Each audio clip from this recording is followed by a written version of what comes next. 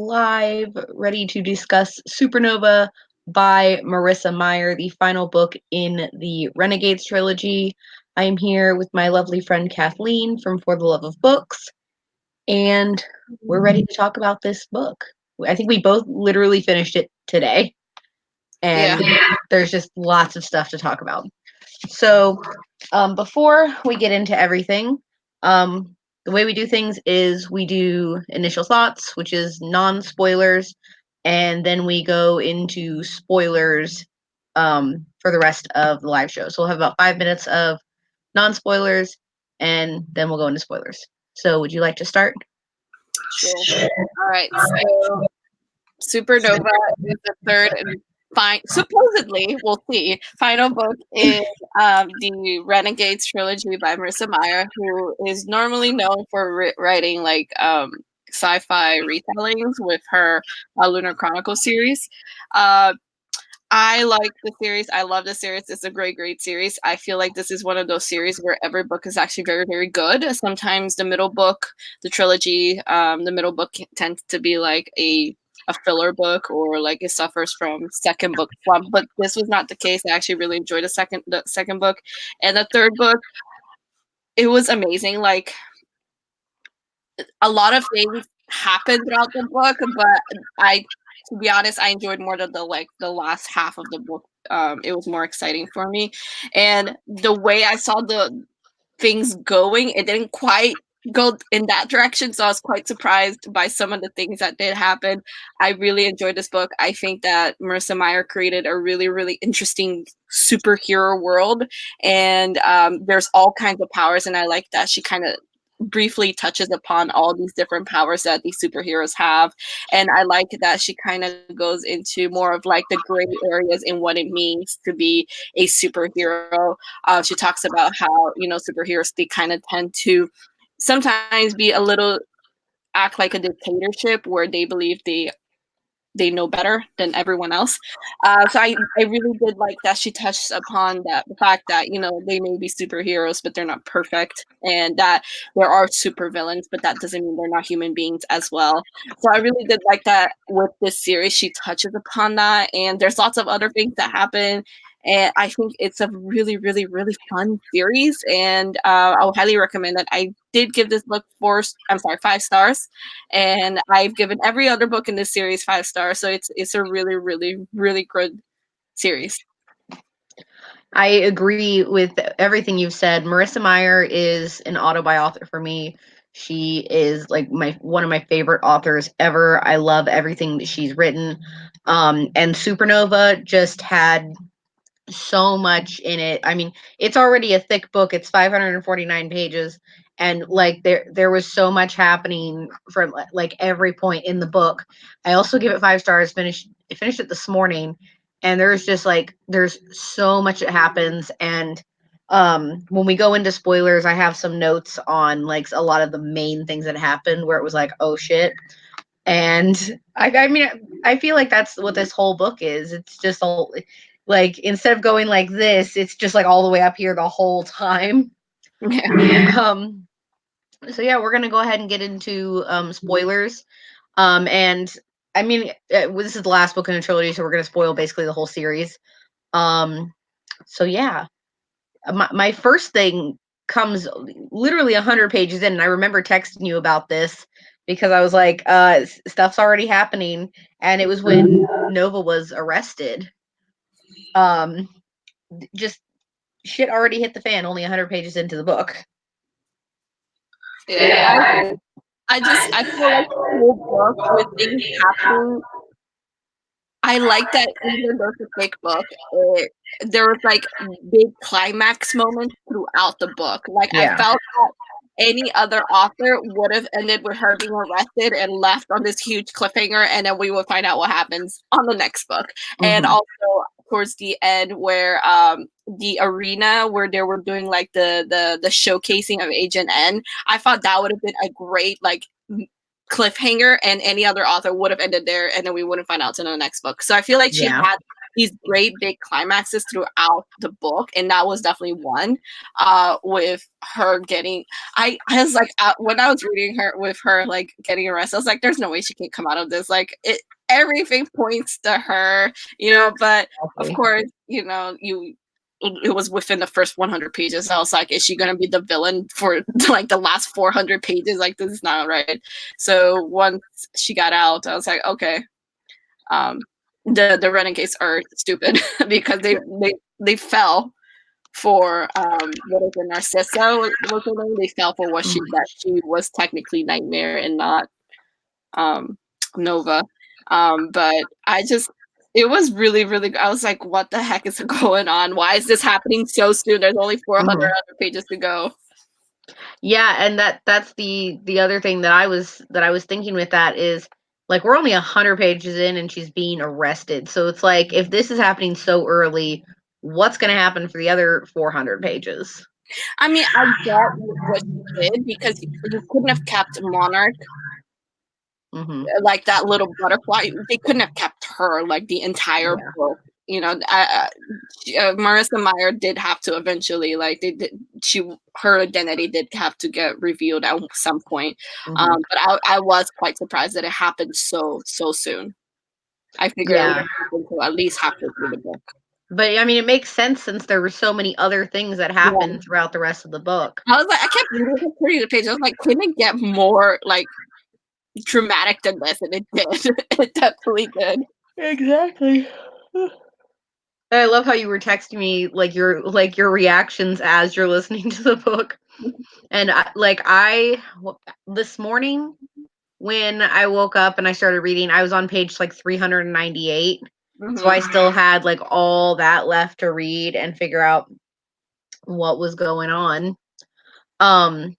Yeah, one of my other notes that you touched on was the battle in the arena thing.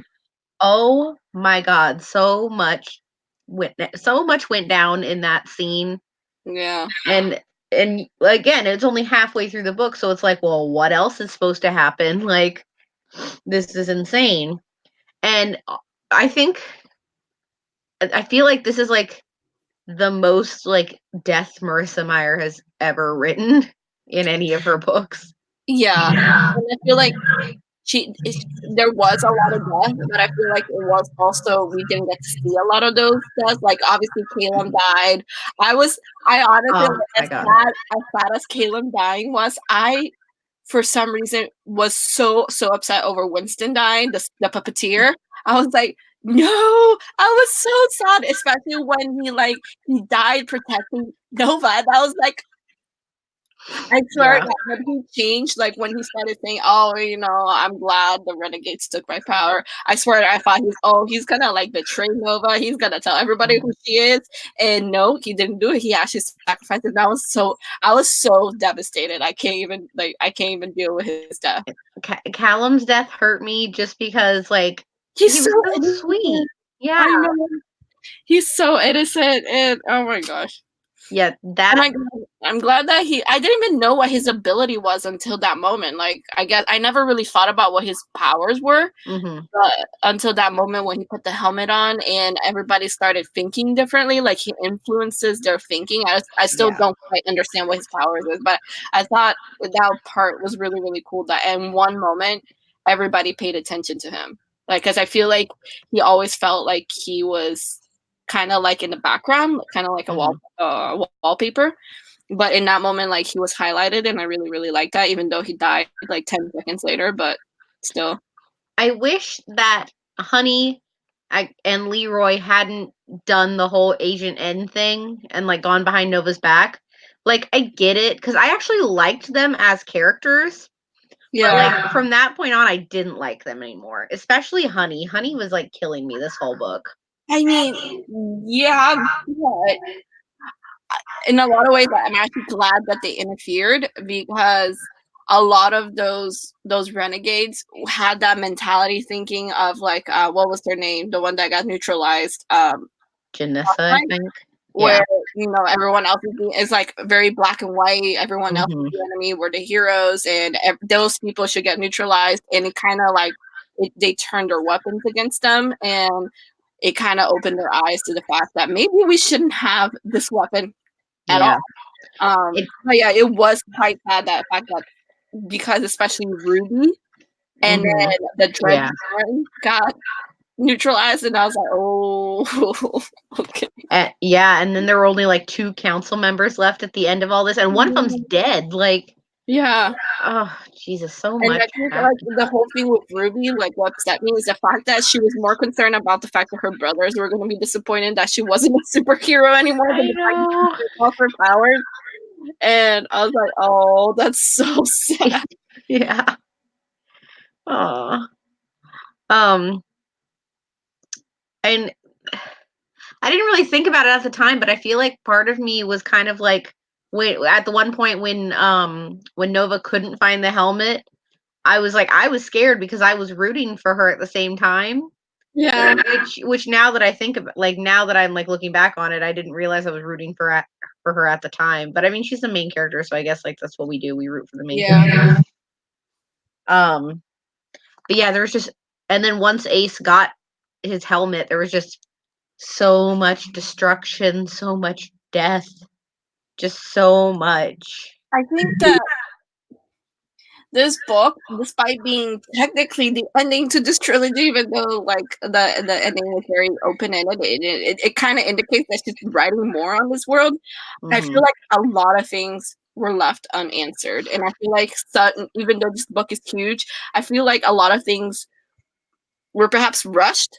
So she kind of paints the throughout this whole series, she paints the renegades as very grayish, so they're not exactly like 100% like pure people, you know. They're not 100% heroes, especially because they do act in a very like dictator mannership where they believe they're right, so they're going to do it.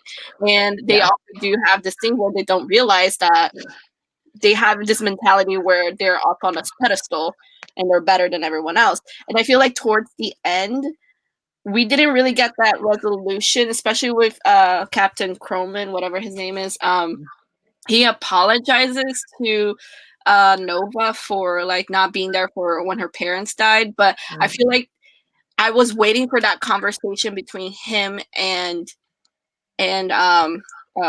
Adrian about how the fact that Agent N is not a good thing. You should have never gone through with this. And I was waiting for that conversation where Captain Croman was gonna be like, okay, I was wrong in this. This not good. It's not human. Like it's a very inhumane thing to take people's powers away. And it never happened. And I feel like Marissa Meyer painted these characters as very gray, where they're not either good or bad, they're a mixture of both. And then for the heroes to kind of like win at the end, I don't know if you understand what I mean. I just feel like this book kind of portrayed the villains as very villain, and then the heroes as very heroic. Yeah. And I was just like, I just wanted to see a little bit more of that gray characterization that she's been portraying throughout this whole series. I do kind of want to skip ahead to the epilogue. Yeah. Because it was left very open, and it is like, yeah, because like you don't just drop a bomb on us on the last page. I was reading, I was like, okay, so I thought when the epilogue started, I was like, okay, so we're it's Nova, and then it's like it's not Nova, it's Magpie. Yeah, Magpie is Nova's sister, and I was like, what the heck is going on? Why are you dropping this on me right now? Exactly, which is why I'm like, okay, this either leaves room for, if there's not going to be like another book, there's definitely going to. I'll be so pissed. There's definitely going to be a spin-off, at least a spin-off. But I don't know. I feel like they shouldn't do a spin-off for her. I feel like it should be a sequel, because it should be. It could be like an alternating perspectives between Nova and her. Yeah, figuring out like, oh shit, that's my sister. The way I was seeing it, as I was reading this epilogue and things were happening, and I was like being mind blown. I was thinking that maybe they were going to do what they did with Sarah J. Maas, where her ACOTAR series started off as a trilogy, and then they announced she's writing 3 more books. So they're maybe writing a whole other trilogy. So that's what I'm thinking they might do, but they cannot leave it the way it is. You can't just drop a huge bomb on us with Magpie being a very in-between character because she technically is a renegade, but she has very like anarchy mentality. So you can't just drop that on us and leave it on. See, my issue with Sarah J. Maas, though, is that there's no news on those other 3 books. That's my issue with that. We just know that they're coming, but yeah. Yeah. I'm really quick. I'm looking up Marissa Meyer's new book that's coming out, I believe next year, Instant Karma. Because I want to see a release date. Because if she's going to release another Supernova book, then like, would it not be until 2021? Would it not be until like many years later? Yeah. So Instant Karma is supposed to come out in November of next year. Well, we know what our November book is going to be then. But yeah, I need answers. I need to know. I don't know, man. Yeah, it's like the book ended, and I was like, okay, I'm not crazy about this ending just because again, as I said, I was looking for that conversation with Captain Corman and the Dread Warren and Adrian about how, there's no villains, there's no heroes, we're all the same, like, whatever. And then the epilogue happened, I was like, is this not like the last book? What is going on? But, and then, like, who do you know who she's talking to? Do we know the person that she like smiles at her creepily? What, in the epilogue? Yeah. Remember? Hold on. Stole the brooch. She stole that thing, and then she catches. It's on page. Some guy catches her, and he's like staring at her all creepily. It's on page 547. They don't even. I don't know if we ever met him or this is like Marissa Meyer way of introducing a new character to him. Potentially introducing a new character because I don't know. On the epilogue. I even read the acknowledgments too to see if there was like anything, any hint about continuing, and there's nothing. Can we tweet her? Be like, listen, Linda, what is this epilogue? Oh my god, just like how we tweeted Jen Bennett and she responded, I will totally tweet Marissa Meyer right now. I'll tweet her from our book plan because you can't end it like this. You can't just be like, hey, by the way, your sister's alive. Yeah, exactly. Guy staring at her, and that's it. Oh my gosh, okay. Let's see. Marissa.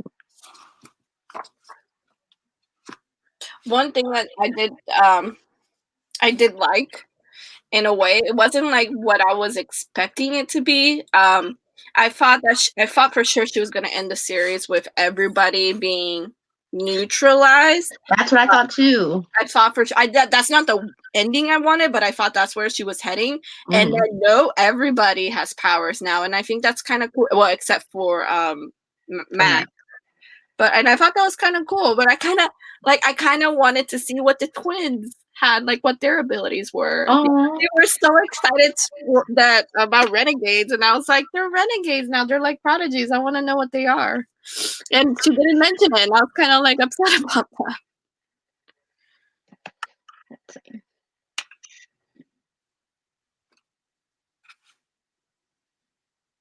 I'm still tweeting her. Where's the star emoji? Is it in nature? Yeah, it is. I don't think she's gonna tell because she's been very silent. Like, you would be the first one to know if she's has another Supernova book. I don't think she's gonna say anything, to be honest. Yeah, probably not. But still, it's like, come on. You gotta know. It's too open-ended. I do feel like she's gonna write more. Just because, like, Winter, when it finished, it wrapped up really, really nicely. And I don't think Marissa Meyer's the type, like, even when she wrote Heartless, which was a standalone, I feel like she wrapped up the book really nicely. I don't think she would leave a cliffhanger like that open just for it. Because even when we thought the Lunar Chronicles was over, then she had the 2 graphic novels. But I don't see her doing a graphic novel series for this. I would think that she would, at the very least, do like a novella. At the very least, do a novella. Continue on with what happened after. Like, we have to know. It can't just be this. can't be the ending. Yeah. She'll probably. I feel like for next year, it's probably just going to be focused on Instant Karma because that's a standalone, I believe. Standalone contemporary for her, and Is it a contemporary? I'm pretty sure, yeah. I don't think she's ever written contemporary. That's interesting. I'm excited. But yeah, like for at least through maybe halfway through next year, there's going to be no news about this. Yeah. If she's trying to keep it like the fact that she's kept it under wraps until this moment, like she hasn't said anything about continuing with the series, and then she leaves it for us to find out that it's very open ended. I feel like she's doing it like a surprise. Yeah. In like a year or two or something, or in a couple months, maybe she'll announce, surprise, you're getting another Renegades book, whatever. But I don't feel like she's the type of author who's just going to leave something open ended and not conclude it.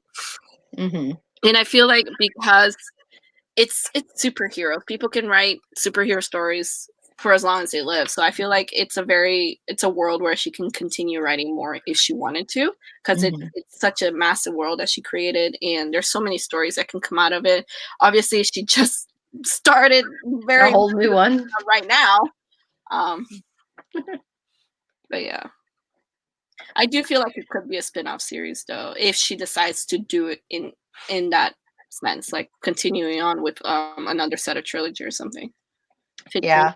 I kind of wish we had a little bit more of Adrian and Nova at the end, because they were so like back and forth of like, was it real? Was it not real and all that? But I mean, I get it. I feel sorry for Adrian. First, like the first 100 pages, he feels like he's betrayed, and then he realizes his wrong, so he's got to apologize. And then he turns out she really is Nightmare, and she breaks his heart again. And then he realized she's still a good person. I feel like his emotions are all over the place in this book. He is all over the place. But yeah, when he injected himself to like defeat Phobia. Okay, first off, the fact that Phobia was his creation, I was like, holy crap, that makes so much sense. But that is so cool, and I did not even expect that. And because he killed his mother too. Yeah, and he I feel like he's gonna carry that with him for the rest of his life. But I feel like that was like him trying to find out who killed his mom was like a thing mainly in the first book. Yeah. And then it wasn't as heavy in the second book until this book. Yeah. I think on our first on the other live shows we talked about, and I theorized that I thought it was Captain Croman who killed Lady Abominable, whatever her name was. But the fact that it was Adrian's creation, I was like, oh, that poor kid, as if he doesn't have already so much on his plate. Yeah, I forget we've done live shows for every single book in this series. Yeah. I'll have to. Well, no, I'll forget. I was going to say I'll have to link the other two down below, but I'll totally forget to do that.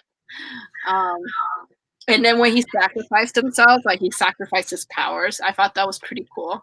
Yeah. Like, I was like, damn, he has such a cool power too. He literally could have any power he wants by himself, and he gave it up to get rid of Phobia. And I was like, that is so cool. But I got it back.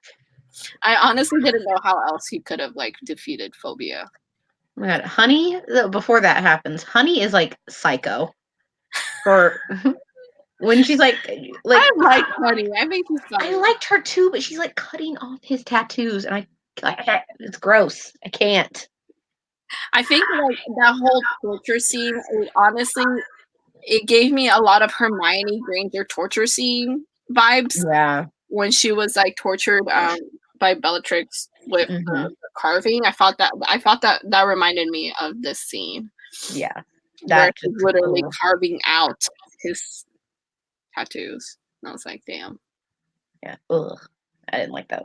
But isn't that like, it also reminded me a little bit of like what's it called, the Shadowhunter series? Isn't that how in order to like get rid of their marks they have to like destroy it or something? I thought they just had to like put an X through it or something, or puts it like burn it or something. I don't know. But they gotta disfigure the tattoo in order for it Yeah. to be effective, and that's how like. And then they put their healing rune on, and they're all good again. But yeah. I was gonna say something else. Okay. Ace Anarchy was a lot more villainous than I thought he was gonna be. Yes, me too. He was a lot more bad guy. I was thinking like he was gonna get his, helmet back, and he was gonna be like. I seriously thought when I started reading the series like 3 years ago, when we started reading the series, I really thought that the Renegades were ultimately going to be the bad guys, and that Ace Anarchy was the one who's gonna come out on top, but as a hero this time instead of a villain. But I feel like Marissa Meyer portrayed him as very villainous in this book, like once he got his helmet. Mm-hmm. And we finally learned the truth of what happened the night Nova's parents died. Yeah. That was, oh my god, that was a I kind of had a theory because, like, from the beginning, like from what Nova remembered of that night, like of the fact that Ace found her and she was holding a gun. I thought it was just very convenient that he chose to show up, and like out of nowhere. And I was like, how did you do? Like, what were you doing there in the first place? You know what I mean? And I thought it was always suspicious. I didn't think he personally was gonna do it, but I thought it was maybe like he let it, like he knew somebody had an vengeance against, like wanted to kill the family, but he wasn't gonna do anything to stop it. You know what I mean? But I didn't really think it was him that he ordered the killing. Yeah. And because I like, I don't know, I'm glad that Captain Cronium like actually, he's a good guy. Yeah, and was like, I don't know, he had like patrols and everything and whatnot, so that's at least good. Because I thought it was. You thought what? I thought it was gonna be like oh, you never came when my parents died, and he was gonna be like, who are you, or who are your parents, or something like that, something stupid. Yeah. I also thought that the way Lady Abominable died was kind of like not thought out. So basically, like, she died because a phobia showed her a vision of her son dead, so she kind of like committed suicide in a way. It kind of like she forgot to fly. She forgot she could fly, I guess. Yeah, I'm sorry, but that is the stupidest thing I've ever heard. Like, you literally, like, no. And it happened on like, you don't hold this up for 3 books and then just be like, oh yeah, she just gave up. She died. I was like, oh, okay. And it happened on the same day as Nova's parents died. Yeah. That's all very convenient. It happened on the same night. I mean, there's so much other stuff that happens in this book. Like, it's okay to have like one thing be super convenient. Yeah. And I'm glad that Oscar finally admitted his feelings for Ruby. Yes. That was like so freaking cute. The fact that he was rehearsing through like, the arena, I was like, that is. I love Oscar. He's so funny. So cute. And the fact that he told her that he liked it, like she was still the girl of his dreams, powers or not, and she kissed him, and I was like, oh, that is so cute. I can't. Yeah, I love Oscar. Yeah, they're so cute. It was so sweet. That's one thing. And Max finally got his superhero moment. Yeah. I'm sad though that he lost his powers, but I feel like in a way, I feel like he'll be grateful because now he doesn't have to be like afraid of hurting other people, and he'll actually be able to socialize instead of being like isolated. Yeah, he can be around people now. And I feel sad for him because he's the only one who doesn't have any powers, but I also feel like he's probably super grateful at the fact that he doesn't have any powers. Yeah. And the whole thing with the star, I still don't get it, but it was kind of cool. The whole thing with what? The star, like the fact that I don't get it. Like, so like they said that the dad harnessed like the power of this like light or something. I don't know. I still don't get it, but I was like, okay, Yeah. I'll just accept it. Yeah. I think that was like the one confusing thing. I think it's like the helmet and the star work together to make things more powerful. I don't really know. Yeah. I don't get it. Yeah, I think that's all I had. I mean, those are pretty much the three big things that happened. Yeah, like this. Oh my god, there's so many things that happen in this book, and if you like, I doubt anybody watching this hasn't read this series. But if you haven't read this series, like, go read it. It's so good. I do. If Marissa Meyer does continue on the series, I feel like the ending didn't really explain what if the Renegades were going to continue. Now that everyone has superpowers, obviously Yeah, there's still going to be bad people in the world. If they're still going to continue using Agent N, like I it doubt didn't, it. and they didn't literally did not explain anything of the aftermath of what happened. Such a good book. But yes, you Marissa Meyer. Obviously, you're not watching this. You can't throw a cliffhanger on us on epilogue and you can't, like, you have to write more. You can't, like, It's I was one thing. happy until the epilogue happened and I was like, what the heck is going on? Why is this happening? But Like it's one thing if it's like the middle of a series. It's another if it's the last in a series. yeah. Oh In my the epilogue, literally the last 5 pages of the book. god, it was so good. I love it. Yeah, it was very good. It was had great world building, great character development. The ending, I still say it's a little not as fully thought out as I was expecting it to be, but I thinking maybe that's because she's writing more in the series, and I'm hoping she is. That might explain, but I do feel like this for being like the final book in the series, the ending wasn't wrapped up as I expect a Marissa Meyer book to be wrapped up in its final book. Yeah.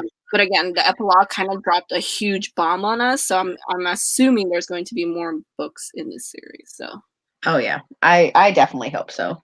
Yeah. So for the final month of 2019, oh my god, we're almost there. It literally a week from now, it's gonna be December. It's gonna be December 1st in 1 week. But for the final book of 2019 for Once Upon a Read Along, we have decided we're going to be reading The Summer I Turned Pretty by Jenny Han. We've picked a summer book for winter. In Florida, it's winter, so I kind of thought about it, but it works. I'll explain it in a second to everybody else. But so our live show for The Summer I Turned Pretty is actually going to be early in December. It's going to be on December 14th. And that is because I want to make sure our live show is done and out of the way so we can have the holidays free. So we can have Christmas and New Year's and any other holidays free and we don't have to worry about it. And we can just chill out, basically. Which is why I love this one. What? And that is a Saturday, not a Sunday. Yes, that is a Saturday. December 14th is a Saturday, not a Sunday. I don't want to say a time that we're going to have it at yet because I'm really not sure as far as scheduling yet. So the information for the live show, we'll tweet it out, and we'll also it'll also be in my December TBR in that as well. So it's for sure December 14th, time to be determined, and we'll let you guys know. So The Summer I Turned Pretty is, I believe it's less than 300 pages. Yeah, it's less than 300 pages at, oh, I don't even know. I hate when they've got like the preview of like the next book, so I go all the way to the end and it's not right. It's 276 pages. So we picked, we picked a short one because we're doing such an early live show. So make sure to join us on Saturday, December 14th for the live show. We will tweet out a time when we have the time. And that's all we have for the Supernova live show. So thank you all so much for joining us. And we'll see you guys next month to discuss The Summer I Turned Pretty. Bye, guys.